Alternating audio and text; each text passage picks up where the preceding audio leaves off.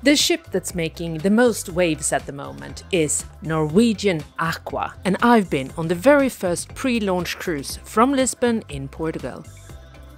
Hi, my name is Heidi and I'm your host and guide of the cruise channel and website SeaFun, your honest guide to more cruise control and a better vacation at sea. This ship is the first in the ship class called Prima Plus, which means it's 10% larger than the previous Prima class. You do notice it at certain areas, especially noticeable around the triple-deck Penrose atrium, for example, with its bar, cafe and shops. More space has also been given to outdoor areas like the main pool deck and Ocean Boulevard.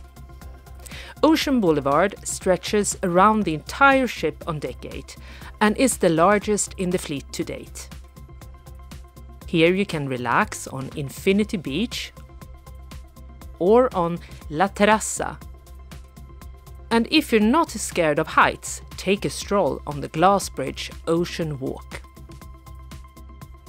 Still, it doesn't really have more space ratio per guest compared to the previous ships, Norwegian Prima and Norwegian Viva, and I felt there were still some narrow passages, which the previous Prima ships also have been criticized for.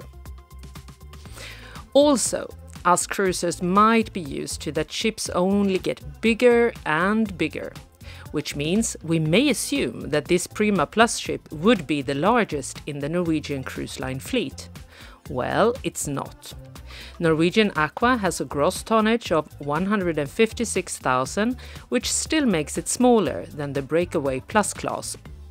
Okay, and now let's dive into all the entertainment and wonderful experiences you can have on board. The buzz about this new ship is definitely the Aqua Slidecoaster, a total novelty for cruise ships activities.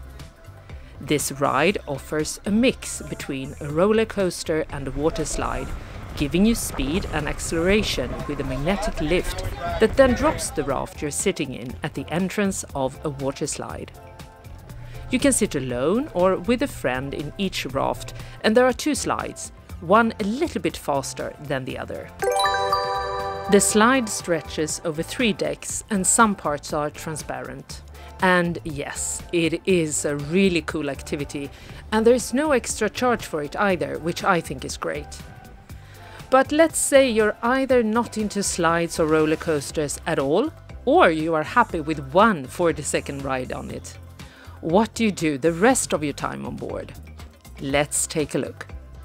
Underneath and around this area you have the mini golf course Tea Time, the stadium, and the 10-deck high dry slide, the Drop. There's also pickleball and a new thing called Glow Court, a sports field equipped with LED technology. And if you are into fun games and tech, don't miss out on Aqua Game Zone, a huge area dedicated to everything from bowling to VR and retro arcade games. Some are even supposed to be without extra charge. If you are more into relaxing, by the pool for example, you have the main pool on deck 17 with hot tubs on each side. You can also go down to deck 8 where you have Infinity Beach with one infinity pool on each side of the ship. Kids can play at the dedicated aqua park on deck 18, separated from all the relaxing solo cruises or dinkies 1 deck down. And there's also this infinity pool at the very aft of deck 16. However, this is only accessible for those staying in one of the suites in the Haven, the separate luxury area on board. Same with the hot tubs at Vibe Beach Club, an area only accessible for some, in this case those who buy a day pass to get in here, or one for the whole cruise. Mandara Spa is also all about relaxing, health and beauty. And it's another area where you need to pay extra for the entrance. The thermal area has an impressive waterfall, 2 pools, heated benches and a large relax area. The saunas are, in my opinion, the best part, and you can choose between classic dry, steam with aromas, charcoal, clay, or salt, and cool off in the ice room. I also tried some treatments, and I really have to say, they were top-notch. I was so relaxed afterwards that I went straight to my cabin and went to bed. And this is what my balcony cabin 14164 looked like. Even though it's very nice, I think I prefer the design on Norwegian Prima. Also, I was a little bit disappointed that they didn't fix the sliding problem with the wardrobe doors. One door kept closing when I opened it. And this was even before the bad weather started.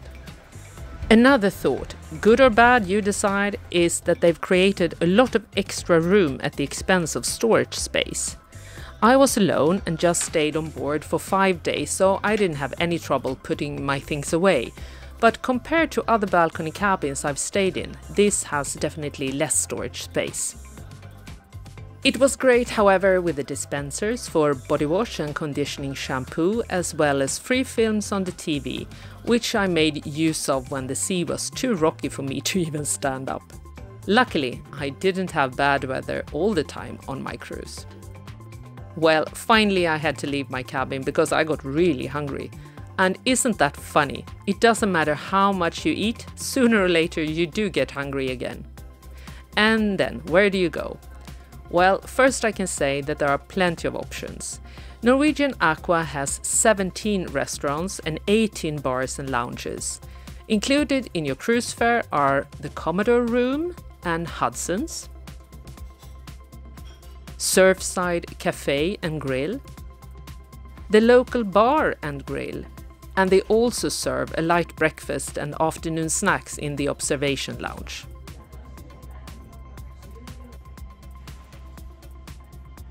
My favorite is definitely Indulge Food Hall with 10 different food stations. It's fun, quick and easy. And you can sit down anywhere, no matter which station you want to order food from. Here you also have a new concept, Plantery, with healthy plant-based options. I really enjoy their poke bowls. And talking about news, you also have a new option among the specialty restaurants, Sukhothai. The name reveals what you can expect here, and I also tried this one.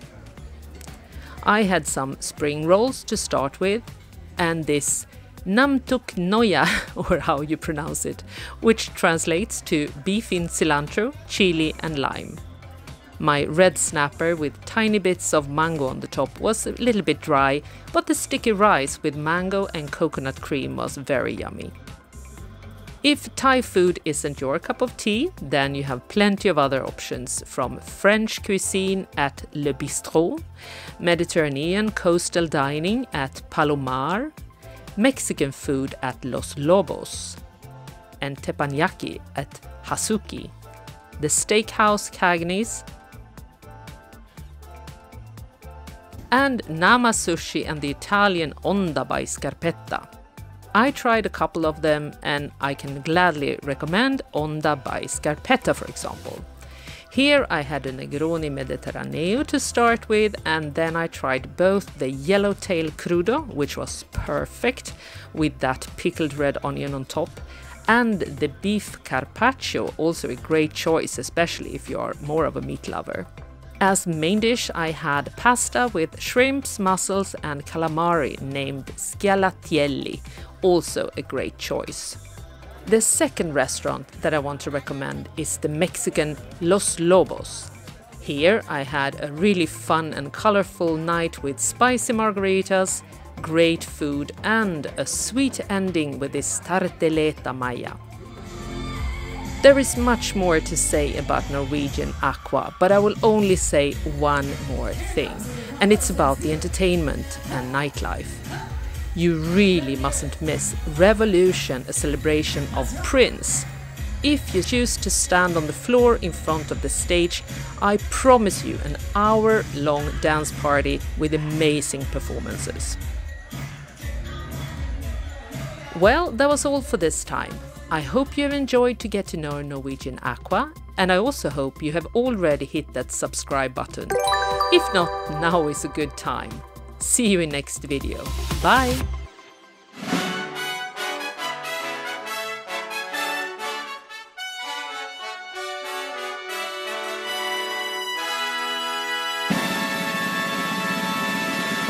Yeah.